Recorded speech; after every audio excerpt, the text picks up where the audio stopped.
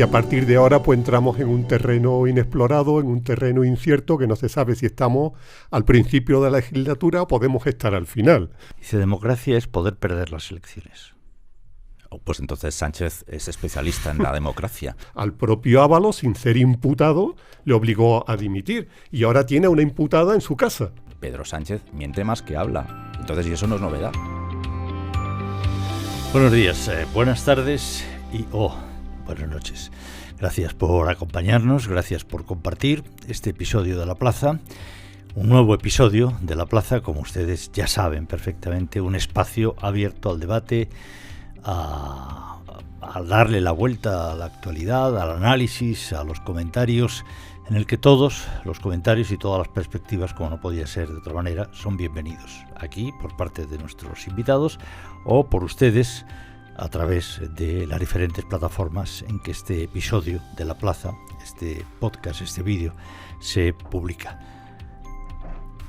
Hoy va a ser un poco más compartido, me parece, porque si no estoy equivocado tenemos unas obras aquí cerca del estudio y es posible que participen también nuestros amigos con algún ruido, algún taladro, alguna cosa que se cuele y que dificulte un poco, espero que no mucho, la correcta audición o visualización de este episodio.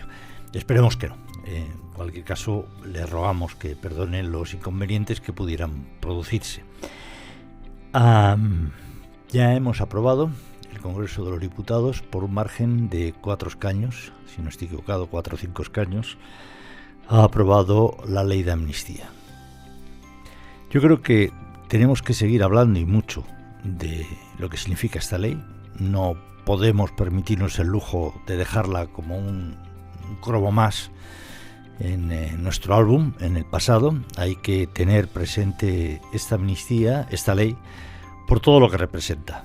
No vamos a abundar mucho más en argumentos que seguramente ustedes conocen, que nosotros ya hemos dado, hemos repetido y que por tanto quizá no tenga mucho sentido insistir mucho más en ellos, pero sí tenerlos presentes. Yo creo que eso sí que debemos hacer un esfuerzo como ciudadanos de un país y de una democracia firme, consolidada, del espacio europeo, que es una de las grandes joyas, de los grandes tesoros que podemos tener los ciudadanos europeos, como bien saben los que desgraciadamente o no viven en este entorno. Tenemos que tenerlo presente. No vamos a repetir argumentos, simplemente decir que de nuevo en la votación del Congreso de los Diputados, por mucho que el jefe del gobierno, el señor Pedro Sánchez, o sus adláteres, o sus personas, algunos de sus socios, insistieran, me voy a cargar, no los que están haciendo obras, sino yo, por mucho que insistieran en que se trataba de un paso adelante, que eso iba a contribuir a la normalización de las relaciones en Cataluña, de Cataluña con el resto de España, para, como ustedes comprenderán, si son absolutamente unas personas maduras, eso no deja de ser un brindis al sol, un deseo. No hay ninguna prueba, ninguna. Hay muchas mentiras, pero no hay ninguna prueba de que el anuncio de la amnistía haya contribuido a nada.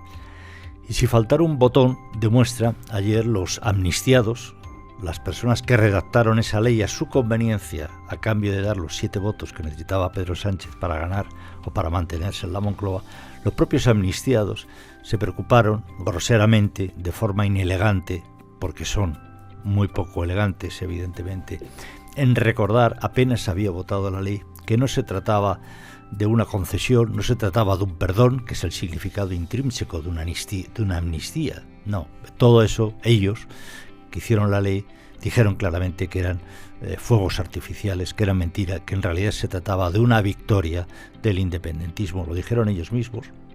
Por lo tanto, tradúzcanlo ustedes, denle la vuelta a la moneda de una derrota de la Constitución española.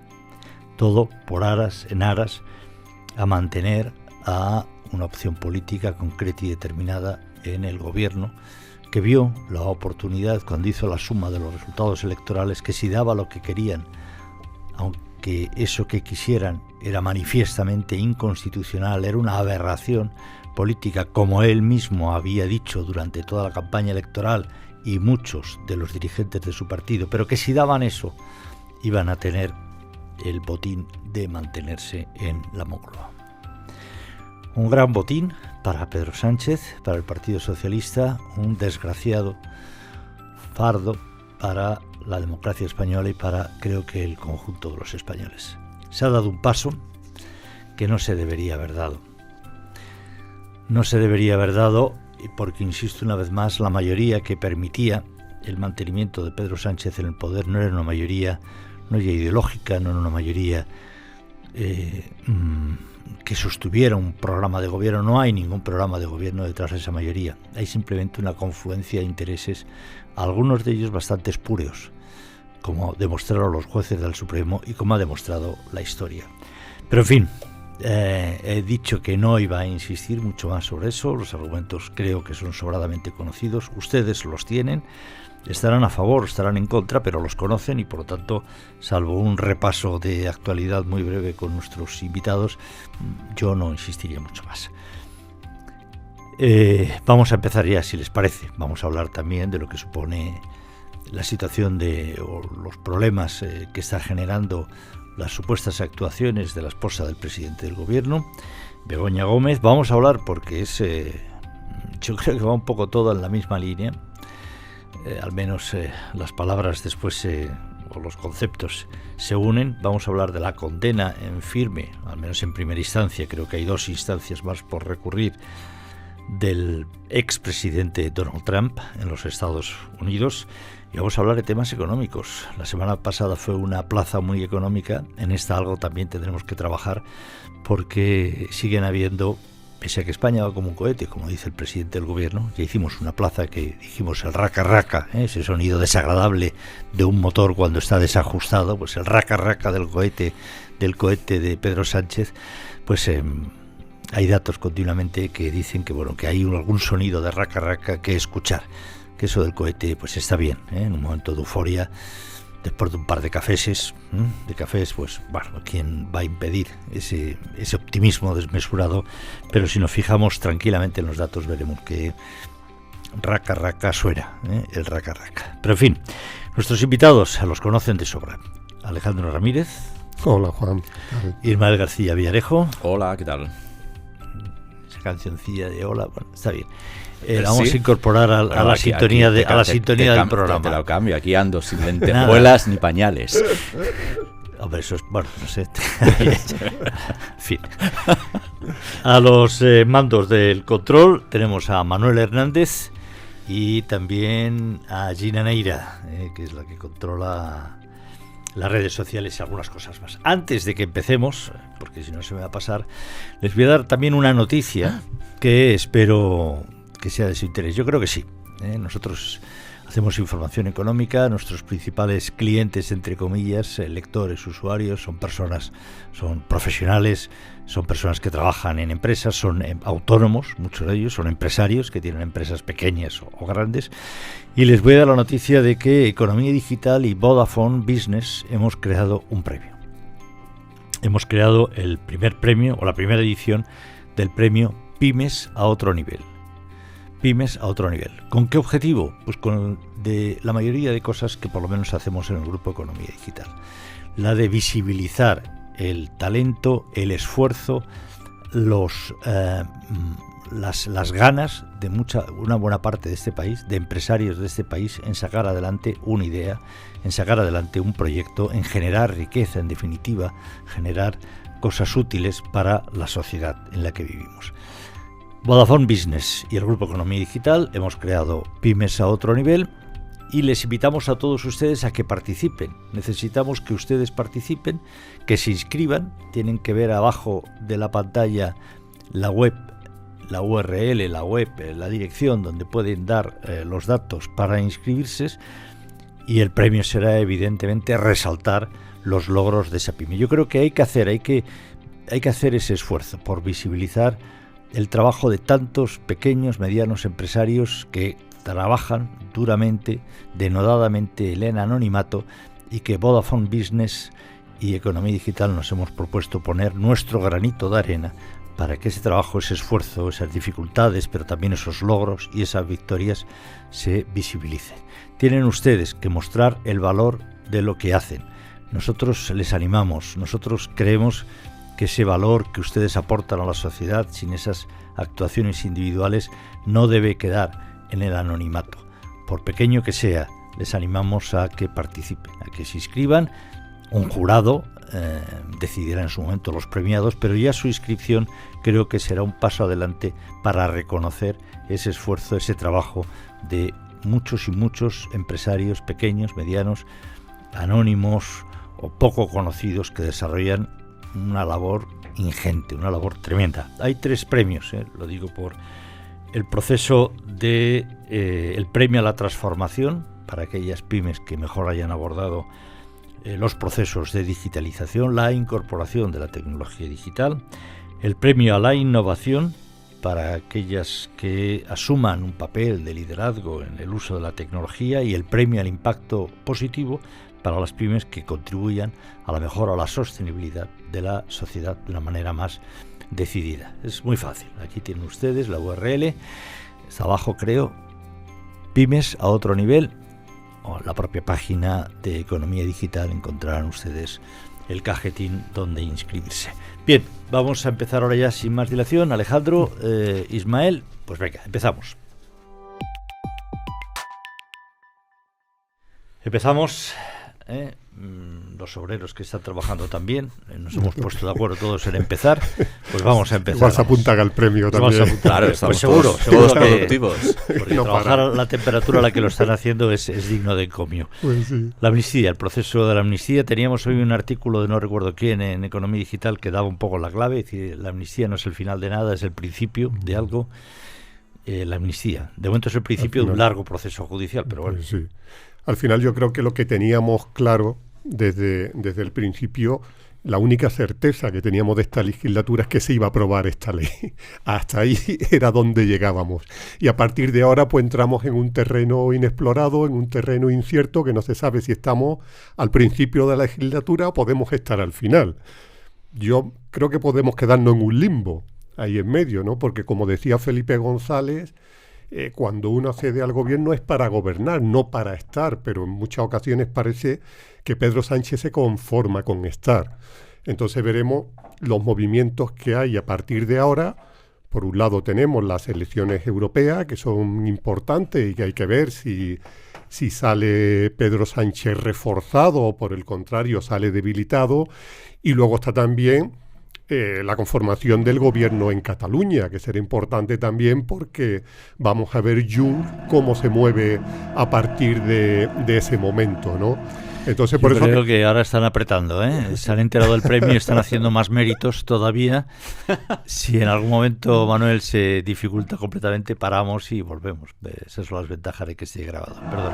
Entonces la amnistía abre estos dos frentes. Por un lado, el frente político, de ver cuál va a ser el nuevo tablero de juego, y por otro el frente judicial, que va a ser clave también, ¿no? Va a haber una avalancha de recursos, por ejemplo, los de las comunidades autónomas, pero yo ese no le veo mucho recorrido, la verdad. Yo creo que el Constitucional lo va a tumbar rápidamente. Para eso está Pumpido ahí. Claro, porque en principio, una comunidad autónoma está legitimada y tiene competencia, pero tiene que justificar cómo le afecta directamente esa causa, y yo creo que ayer el Tribunal Constitucional va a quitarse de en medio un poco estos recursos, pero sí, en cambio, ya se ha visto como los fiscales del Supremo no están dispuestos a pasar por el aro, y los jueces que han llevado el proceso ya están viendo claramente que la malversación no puede ser amnistiada, por ejemplo. Entonces, como digo, se va a abrir un largo camino judicial y político, y vamos a ver eso, si estamos al principio de la legislatura o al final, o en el limbo. No sé si eso de verdad a efectos de Pedro Sánchez tiene mucha o poca relevancia. Pero bueno, te escuchaba y me preguntaba, bueno, ¿y cómo vamos a saber o dónde ponemos el listón para saber si Pedro Sánchez sale o no sale reforzado de las elecciones, ¿no? Europeas. En las europeas, claro, porque en principio la virtud que tiene Sánchez es gobernar sin haber ganado ni unas solas elecciones. Entonces, todas las encuestas publicadas hasta la fecha, excepto la del CIS, indican que va a perder por un margen de 5 o 6 puntos, ¿no? Entonces, ¿qué es salir reforzado? ¿Recortar esa distancia, perdiendo las elecciones? No lo sé, me genera dudas porque estoy en eso, coincido con vosotros, ¿no? Empieza la incertidumbre. Como no había poca, pues venga, añadimos más incertidumbre. Y pongo la siguiente parada, aunque los cronistas de hoy, las crónicas, están muy fijadas en el referéndum, prefiero tomarme las cosas con un poco más de calma. Seguimos sin presupuestos generales del Estado. Y a mí me gustaría saber que tienen que empezar ya a negociarse si queremos llegar puntuales a los de 2025, y a mí me gustaría saber si la amnistía pues facilita o no facilita que tengamos cuentas públicas, por ejemplo, ¿no? Puestos a hacer algo pragmático o a intentar sacarles, bueno, yo desde luego no comparto el método, pero si el objetivo es poder gobernar, vayamos a ver si se puede gobernar, y gobernar no significa organizar o no un referéndum. Gobernar significa que lo inmediato es sacar los presupuestos generales del Estado. Por ejemplo, ¿no? Mira, a un pensador, que no recuerdo su nombre y que me perdone, le preguntaron, un pensador analista, un politólogo, no sé, le preguntaron ¿qué es la democracia? Buena pregunta. ¿Qué es la democracia? Entonces, el hombre hizo una síntesis preciosa y creo que perfecta. Dice, democracia es poder perder las elecciones. Pues entonces Sánchez es especialista en la democracia. No, porque de hecho las perdió, pero el resultado final no fue que Pedro Sánchez no siguiera el poder. Entonces hay que matizar. La democracia es perder el poder. Bueno, no perder elecciones. A ver, y vinculaba lo de las elecciones, ganar las elecciones con el poder. No entremos en ese matiz, me habéis entendido perfectamente lo que quería decir. La prueba de que se está alterando el contenido democrático, de que este gobierno altera las esencias democráticas, es que está gobernando el gobierno más débil que podía haber en la democracia. De las muchas combinaciones posibles que podría haber, probablemente esta sea el gobierno más débil. Y la semana más reciente hemos tenido botones de muestra que parece esto una mercería. La ley del proxenetismo, los premios de tauromaquia, la ley del suelo, tumbada no ya por los socios del gobierno de coalición, sino por los miembros del gobierno de coalición, de ese gobierno. Muy difícil gobernar. Estamos hablando de asuntos menores. No sé si se sacarán adelante unos presupuestos. Ya los retiró en lugar de someterlos a debate, lo que constituye un acto muy poco democrático. Usted debe de someterlos a debate y luego los conseguirá aprobar o no. Pero este gobierno, entre otras cosas, entre los defectos democráticos que hay que atribuirle, es el de tener un miedo espantoso al Parlamento. De hecho, ayer la imagen, estos días, de Pedro Sánchez ausentándose del debate. Una falta de respeto abrumadora. Abrumadora a los ciudadanos, a sus compañeros de gabinete. Bueno, no es una ley tan virtuosa. Pues ¿por qué no vas tú y la defiendes? No fue más que a votar. No fue, ni siquiera la defendió. Pero digo, en vez de subir al grotesco ese del PSC, que yo no he visto una persona que grite más, chille más en una tribuna y que sepa leer menos. Pues sube tú y defiéndela, no es tan virtuosa. Y si es tan virtuosa, ¿por qué la tienes paralizada ahora? En lugar de publicar el BOE para que no interfiera en las elecciones. Obviamente, pues no es tan virtuosa. O sea, no tienes el respaldo social. Aquello, ¿os acordáis que leí en una plaza toda la Comisión de Venecia? La Comisión de Venecia nos pedía una mayoría indiscutible. Virtudes de la radio. En Onda Cero esta mañana Carlos Alsina sacaba el archivo sonoro de cómo se aprobó la amnistía del 77 y cómo se aprobó la amnistía de ayer. La amnistía del 77 salió con el 94% de síes. Entiendo que la mayoría suficientemente cualificada. Entiendo que la Comisión de Venecia se refería, por ejemplo, a esas cosas, ¿no? Que de todos los diputados solo 2 votaron en contra. Ayer, si 2 cambian el voto o 2 hacen el paripé, la amnistía no hubiera salido. Entonces, vale, vamos a dejar la discusión numérica, pero si es tan virtuosa, ¿por qué no vas tú, subes a la tribuna, en vez de mandar al primer inútil que tienes en el PSC a defenderla esa y te pones tú? ¿Y por qué no la publicas ya en el BOE? Este gobierno que no quiere el Parlamento, es decir, no le sobra, es decir, entre otras cosas porque no acepta la crítica. El caso de los presupuestos fue paradigmático. ¿Habrá presupuestos para el 25? Pues no lo sé, pero si salen los presupuestos, el desgaste y el precio que tendrá que pagar España, es el no pacto el gobierno, fiscal, para que salgan los presupuestos será brutal. El pacto fiscal. Porque lo han olido, porque se han dado cuenta que habiendo sacado menos votos, como la matemática les dice que son definitivos, han conseguido lo que era impensable 24 horas antes para todos los miembros del gobierno, la amnistía. Pues fíjate a cuánto van a cobrarse cada apoyo, un presupuesto que quita, salvo que les metan pasta a ellos, se la trae al pairo, porque lo han dicho, es decir, no me lo invento yo, lo han dicho, España les trae al pairo. Pero esa es la gente que está gobernando, diga lo que diga Pedro Sánchez, porque es la que está imponiendo sus condiciones día tras día en el Parlamento español, porque es lo que necesita el otro para poder gobernar. Sin ellos no hay ni leyes mayores como los presupuestos, que es una ley vital para gobernar una nación, ni leyes menores como la del proselitismo, ni política exterior, porque Sánchez no hubiera sacado el reconocimiento del Estado palestino si hubiera ido al Parlamento a proponerlo. En Dinamarca se rechazó el reconocimiento del Estado palestino en el Parlamento. El gobierno no decide en este sentido. Entiende, como todos los gobiernos, que las decisiones, las declaraciones de política exterior pertenecen a los Estados. En España ha sido el gobierno, poniéndose el Parlamento por montera.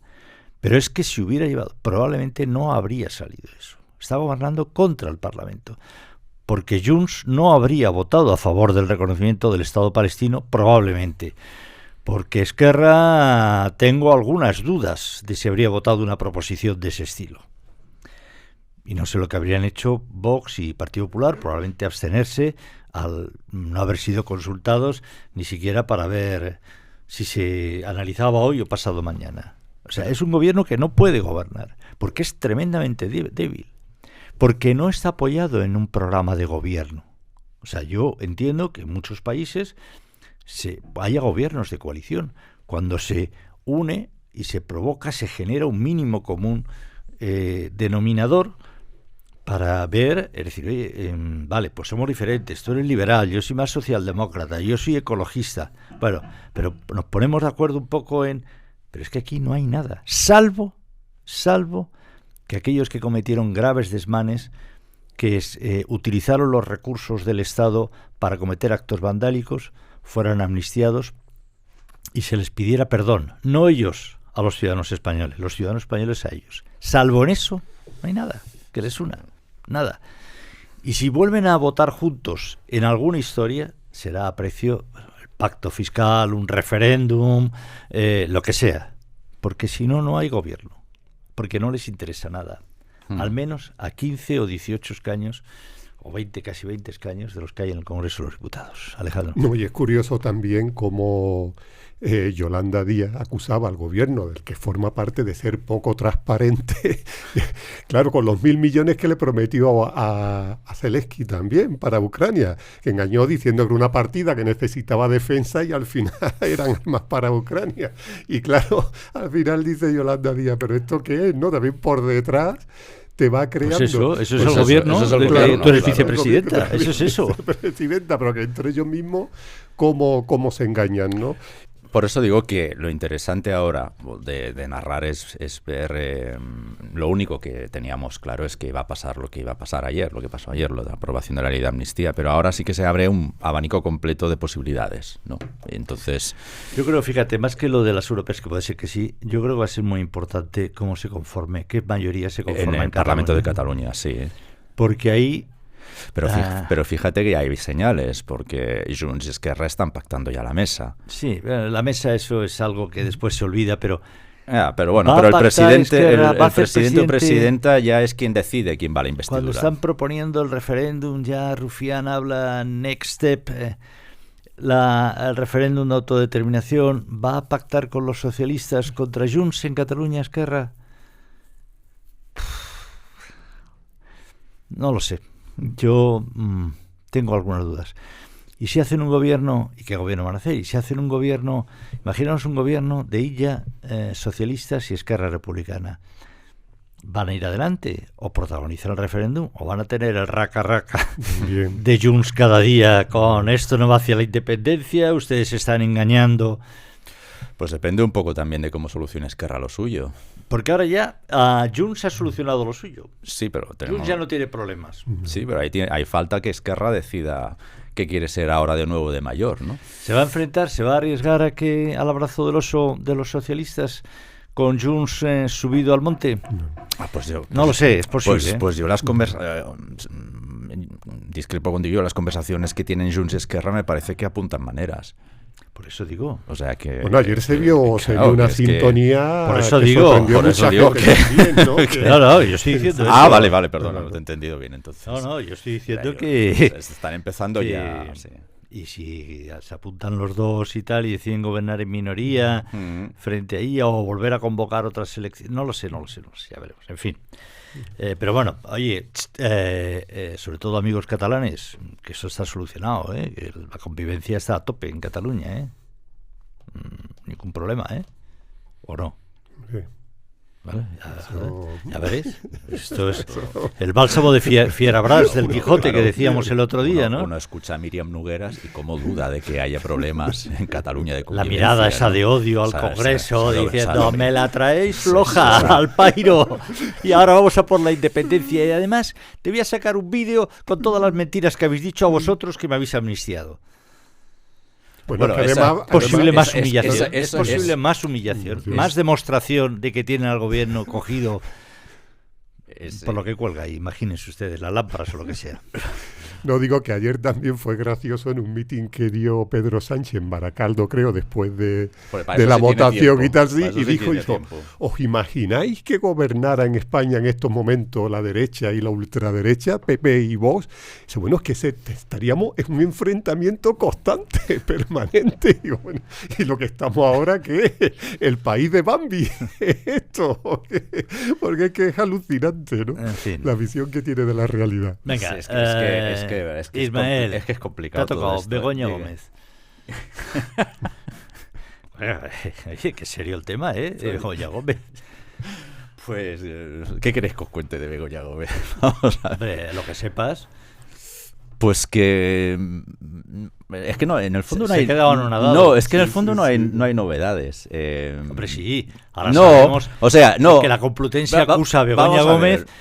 La Complutense, retiro lo dicho, sí hay novedades. O sea, bueno, Begoña Gómez, sí, no, pero quiero decir de Marea, ¿no? Sí, ya hemos alcanzado el IBEX. Ya también entendemos, aunque aquí ya terminan las novedades, ¿no? También entendemos la instrumentalización de las empresas participadas por el Estado, ¿no? No sé si aún estaban, menos Indra, no sé si las demás estaban ya. Telefónica no lo estaba. Pues no, pero estoy hablando específicamente de Indra, ¿no? Segunda cuestión, evidentemente, solo por los hechos. Es decir, no sé si os imagináis a Payete recibiendo una tal Begoña Gómez si no fuera la esposa del presidente del gobierno. Imaginaos la escena, Según el fiscal, Begoña tiene dos vestidos. Uno cuando va como presidente del gobierno. Como presidenta del gobierno también presidenta del gobierno, perdón, como mujer. No, porque ya es capaz. Sí, con todos los... Bueno, vamos a darle 5 minutos más. Yo he visto algún Cairo de estos que decís en televisión como First Lady de no sé qué. First Lady. Y otro cuando va como profesional independiente. Pero vosotros os imagináis a Payete recibiendo a una tal Begoña Gómez.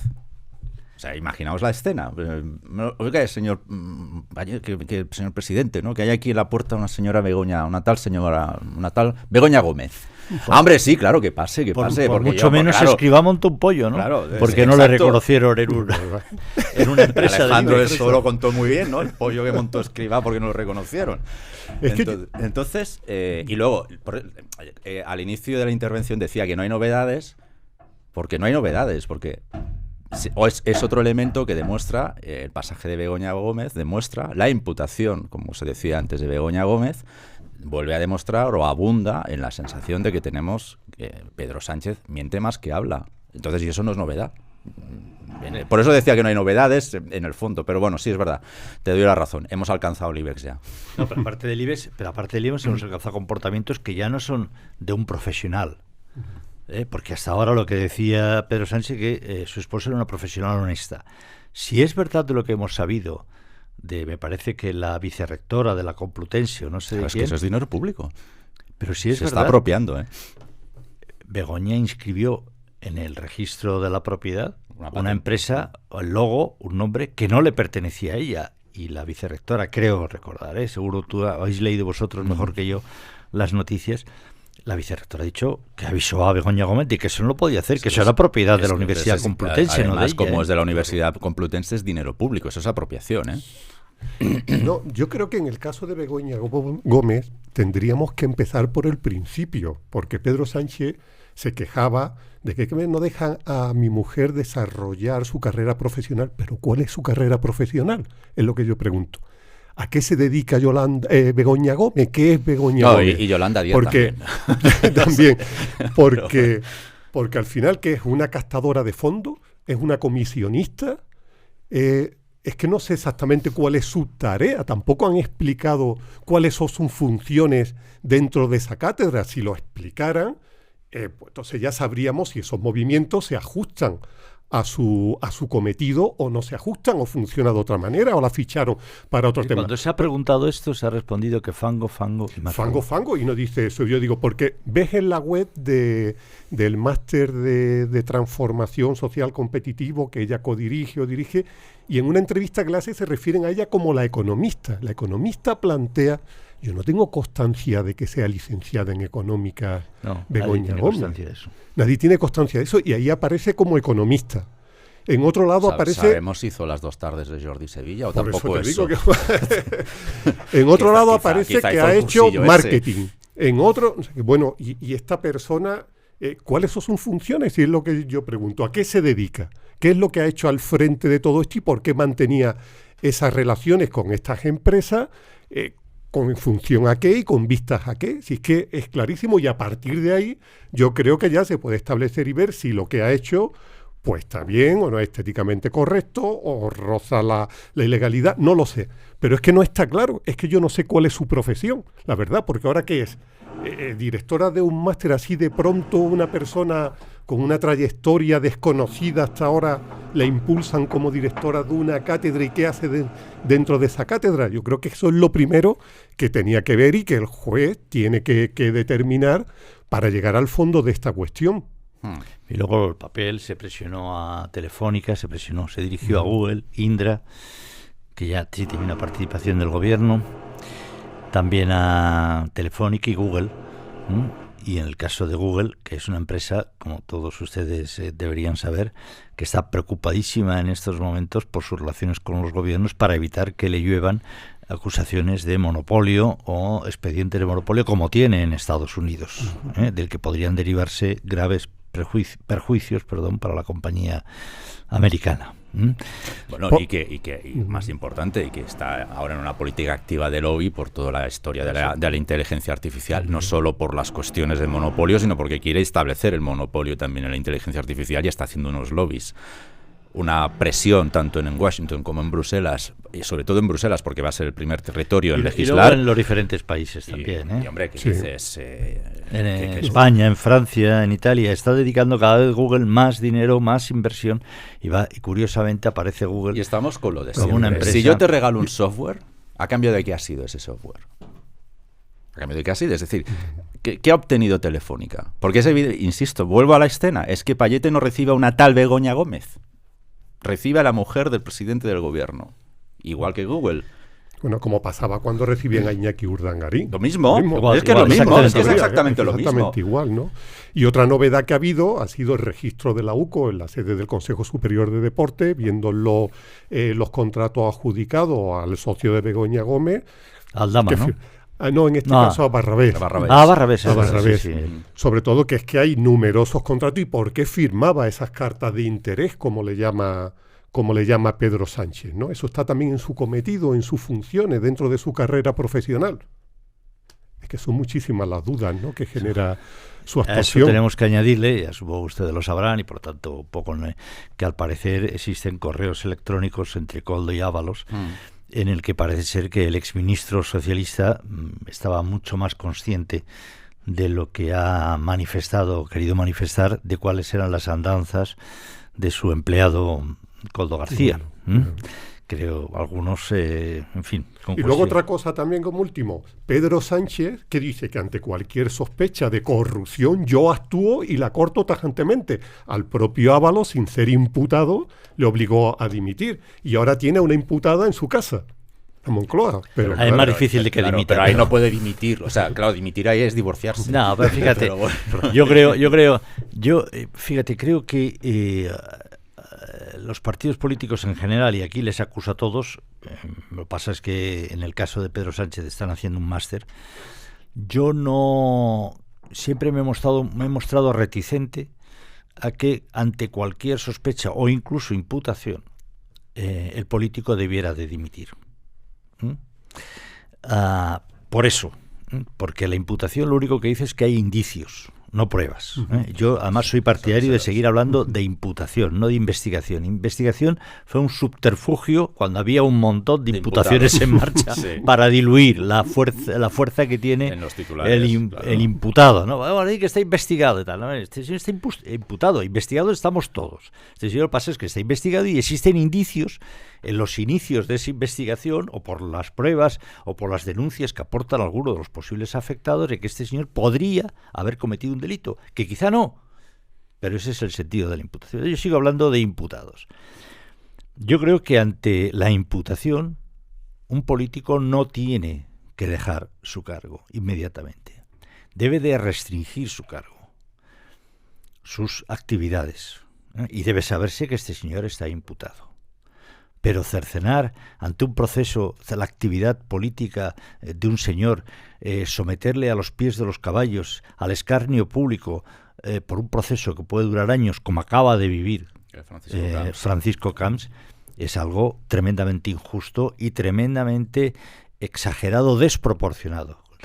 Otra cosa es, oiga, usted está imputado porque existen indicios, porque existen unas denuncias aparentemente fundamentadas de actividades que podrían ser delictivas, usted tiene que comunicarlo y usted automáticamente tiene que apartarse de muchas cosas, probablemente. Tiene que apartarse de muchas cosas. Yo creo que ese es el sentido. Lo dije igual con Mónica Oltra, yo no la acuso de haber tapado a su marido.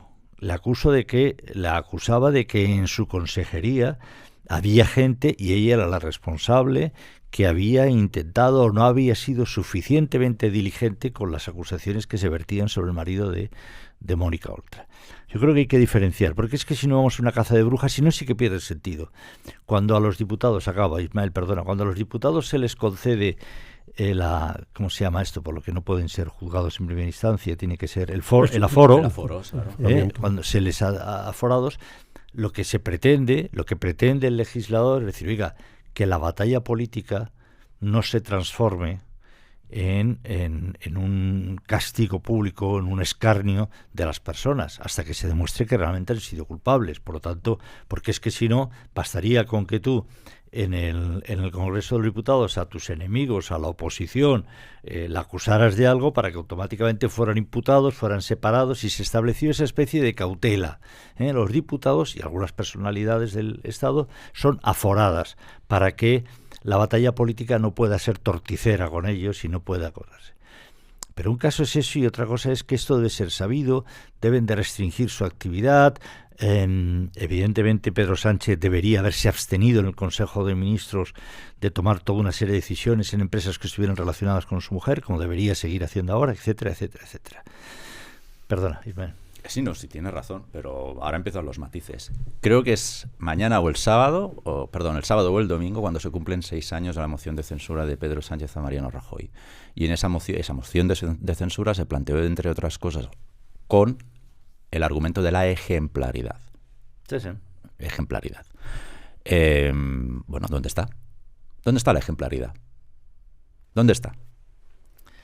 ¿Dónde está? Es decir, Ábalos por ahora no está imputado, pero fue Pedro Sánchez quien le quién lo mandó ahí detrás. Máximo Claro, Huerta. Acordaros cómo Máximo dimitió. Huerta. Que estamos de acuerdo, pero es que él ha puesto ese listón tan Es alto. que no Entonces ¿quién no ha puede puesto aplicar la esto? medicina a los Entonces, demás y a él no. Entonces, ¿dónde está la ejemplaridad que él prometió? Mónica Oltra Sí, fue de las que provocó con sus camisetas, sus sobreactuaciones, su teatralización en el Parlamento valenciano, las acusaciones contra Camps, contra Rita Barberá. Pues lógicamente cuando te pillan en algo, pues te pones al mismo nivel que has puesto a todos los demás.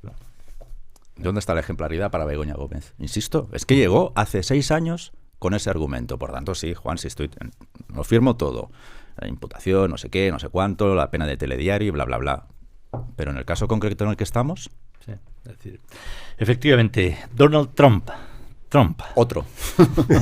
condenado Joder, ya en esto firme va- por un tribunal Me y parece un que puede jurado recurrir, creo. a dos instancias, Sí, sí. dos instancias. En todo caso, creo que le pueden librar de no sé qué, pero bueno, no sé, no recuerdo ahora, no conozco tampoco la legislación americana, no conozco la española, con lo cual a la americana menos a fondo, pero ha sido condenado ya por un tribunal, por un jurado, además de 12 hombres que por unanimidad le condenaron en todos los delitos de los que se le acusaba. Y tampoco no soy yo quien para juzgar al personaje pero bueno, eran como bastante evidentes, ¿no? Incluso había personas que habían participado en el conchaveo de pagar a la mujer esta, a la prostituta, que decía, sí, a mí me envió a que le pagara y me costó esto y me costó lo otro. La propia prostituta lo denunció, etcétera. Había pruebas como muy obvias, ¿no? ¿Qué ha salido diciendo Donald Trump del Fango. lawfare? Fango, efectivamente, Fango. Pero Ha salido. Era un juicio político. Si es que a Pedro Sánchez no tiene ni el don de la creatividad. En serio. Todo lo que hace está ya inventado. Lo que pasa es que lo retuerce, Pero eso fíjate, sí. pero no tiene ni el don de la creatividad. Cuando desde la oposición O sea, se ya la tesis copiada ya nos enseñaba el camino de lo que es Pedro Sánchez. Es curioso cuando desde la oposición se cuestionaba a Pedro Sánchez que se mantuviese en la Moncloa con los votos de quienes no les interesaba nada gobernar España, que eran unos votos oportunistas, que lo único que pretendían. ¿Qué decía la gente de Pedro Sánchez? Que eso era trumpismo, era no reconocer el resultado de una selección. No, si lo estamos reconociendo que usted puede sumar más votos.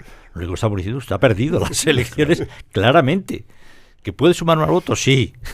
Pero usted las ha perdido. Ah, eso es trumpismo, eso es no reconocer, eso es ir contra la democracia, eso es trumpismo.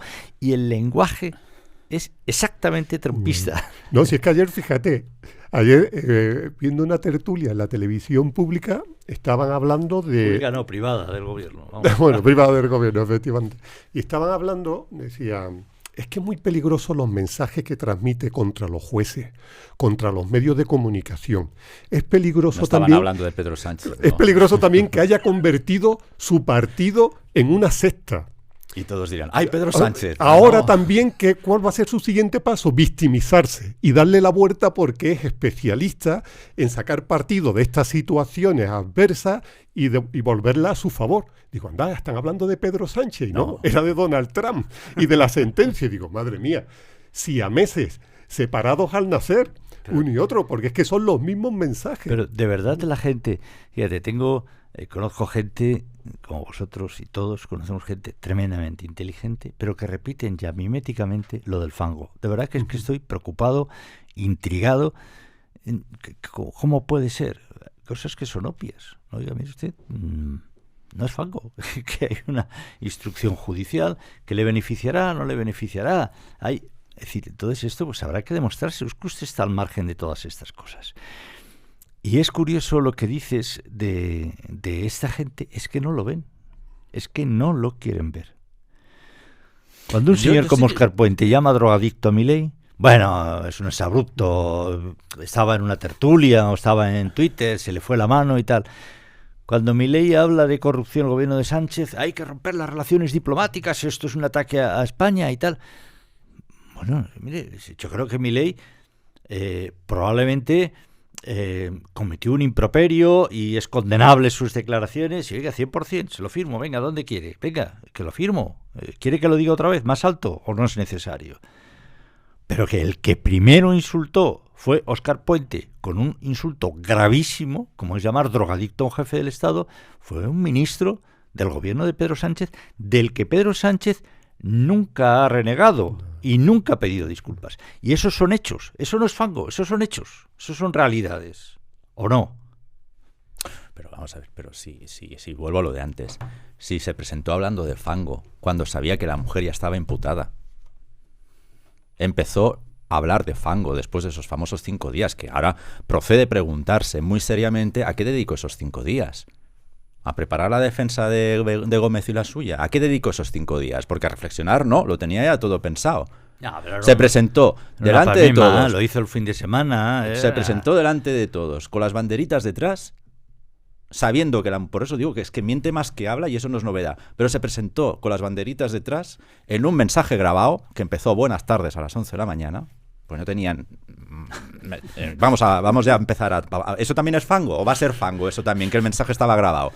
Al que no dejaron ni siquiera entrar a los periodistas al recinto de la Moncloa, ya no hacer preguntas. No, es que fue grave, es que ni entraron. ¿Ahora qué dices tú eso? ¿Os acordáis la primera vez que Rajoy no admitió preguntas? En el plasma. ¿Os acordáis? La que le montaron. Claro. Toda la izquierda trampa la democracia, se ha acabado la libertad de expresión. ¿Cuánto tiempo lleva Pedro Sánchez sin admitir preguntas?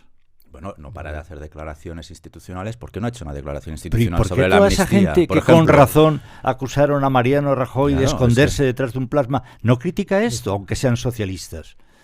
O ecosocialistas, o comunistas, o barbaristas, o lo que sea. Vamos a ir a los hechos, vamos por favor a desprendernos la etiqueta. ¿Por qué no criticamos que Pedro Sánchez no se someta a una rueda de prensa como está mandado? Los mismos que dijeron eso. Fango, Venga, pues oye, no es fango, es un hecho. Ceramista. No es fango, es un hecho que Pedro Sánchez compareció mintiendo, porque ya sabía que la mujer estaba imputada. Oye, eso es un hecho, nos quedan 5 minutos y ni un segundo más para que habléis. Es que nos hemos aquí puesto además a apostar casi, nos hemos puesto en una diatriba. Recortes de tipo de interés, vamos a ir a un recorte de tipo de interés. Si no, ¿cómo se come eso con una inflación que está un poco alta o que está alta? Alejandro, que además a la gente que está preocupada por si va a poder mantener sus depósitos, si cambia sus ahorros, ¿qué? Alejandro, venga, y luego Ismael, que sabe mucho de eso, lleva toda la semana hablando del tema. Pues, hasta ahora todo apuntaba que el Banco Central Europeo tenía decidido en su reunión del 6 de junio recortar en 25 puntos básicos los tipos de interés. ¿Qué ha cambiado? Pues que esta semana se han ido publicando datos de inflación en todos los países de la zona euro. Hoy viernes, cuando estamos grabando, ha salido el conjunto de la zona euro y la inflación ha vuelto. Se está alejando cada vez más del objetivo del 2%. En España ya subió 3 décimas en mayo, en la zona euro 2 décimas, en Alemania también, en Francia también. En Alemania con un crecimiento casi del 0%. Sí. Y la inflación ha repuntado. Ha repuntado también. Entonces, claro, esto genera dudas de cara a esta reunión. Así va a ser capaz de cumplir lo que más o menos tenían ya pactado, o si va a dar marcha atrás. Pues información de servicio, que sepamos que los depósitos al 4% están extinguiéndose, o sea que esto para que cada uno tome las decisiones. La banca hubiera querido extinguir esos No, depósitos toda la vida. No habrían existido. No habrían existido. O sea que eso, pero bueno, eso es información de servicio relativa. No, es última llamada porque todavía queda, eso es como los aeropuertos, ¿no? Que van a perder el avión, pues última llamada porque los... Se resistieron como un gato panza arriba, ¿os acordáis? Todo el mundo diciendo, oiga, pero que tenemos la inflación al tanto. Tengo la tesis que es que a los bancos españoles no les interesan los depósitos, que es que con la barra libre que tienen en el BCE, ¿para qué los quieren? Es que les sale más barato irse al... Tengo dinero, voy a tener claro, que pagar. ¿para qué quiero depósitos? Si me sale más barato que remunerar a los clientes. Pero aún así, sí que ha habido productos interesantes durante los últimos 12, 15, quizá 16 o 18 meses que han llegado hasta el 4%. Todavía existe alguna referencia, pero vamos, le quedan los días contados. Por tanto, última llamada para que tome las decisiones. Hoy no, pero el próximo episodio de La Plaza, tú, aquí los dos, me traéis para nuestros oyentes y usuarios y lectores. A mí me traéis una lista de los, de los que queden, ¿no? De los 5 o 6 productos por lo que hay que apostar en el escenario. Ya Yo creo que el próximo programa ya te habremos conocido la decisión del BCE. Claro. O sea que bueno, pero además cuando apúntense suscríbanse al canal con las de elecciones, YouTube para que no Juan, se les olvide. Que coincide con las elecciones. ¿Vas a querer hablar de depósitos en vez de elecciones? Las elecciones darán lo que da, pero el dinerito que tenemos en el bolsillo habrá que hacer algo con él, ¿no? Digo yo. Bueno, última llamada, que los del 4% se están extinguiendo. Yo, a ver, no tengo la bola de cristal, pero reflexiones. La previsión, el consenso para la eurozona, hablo, no solo de España, era del 2,5. Nos hemos ido al 2,6. Es decir, no me da la sensación, o al menos numéricamente, que Lagarde tenga argumentos como para romper el calendario que ella misma había anunciado. Bueno, habrá que ver también, como siempre, qué presiones ejerce Alemania, porque al final acaba teniendo una ascendencia ahí importante. Porque como dices, Juan, en Alemania tienen procesos inflacionistas con un crecimiento muy bajo, entonces esa combinación tampoco es buena. Vamos a abrir, Gina, ¿no? Una encuesta en LinkedIn y en las redes a raíz de esto que están diciendo nuestros amigos, a ver que la gente se pronuncie. ¿Tienen razón ellos? ¿Tiene razón Alejandro? Bueno, no se ha pronunciado explícitamente porque es muy cauto, es una persona de por sí moderada, pero ¿vamos a asistir a una bajada de los tipos de interés? ¿O como defiende Ismael? ¿O no? Yo me voy a arriesgar, voy a decir que no. Así ustedes después me castigan en las redes. Así Alejandro hace de árbitro, ¿no? Hace de árbitro. Oiga, sobre todo, mire, lo que es importante, de verdad, acuérdense de esto, vamos a poner nosotros toda la carne en el asador. De verdad, apúntense, participen en los premios Pymes a otro nivel, ¿no? No me acuerdo ya. Sí, justo. Pymes a otro nivel. Y qué gran idea, porque sin las pymes es que no sé dónde estaríamos. No, pues España, desde luego, más cerca de algunos países africanos que de algunos países centroeuropeos. Pymes a otro nivel. Inscríbanse. No, quizá a ustedes les parezca pequeño el esfuerzo o los logros que están consiguiendo. No sean ustedes jueces de sí mismos.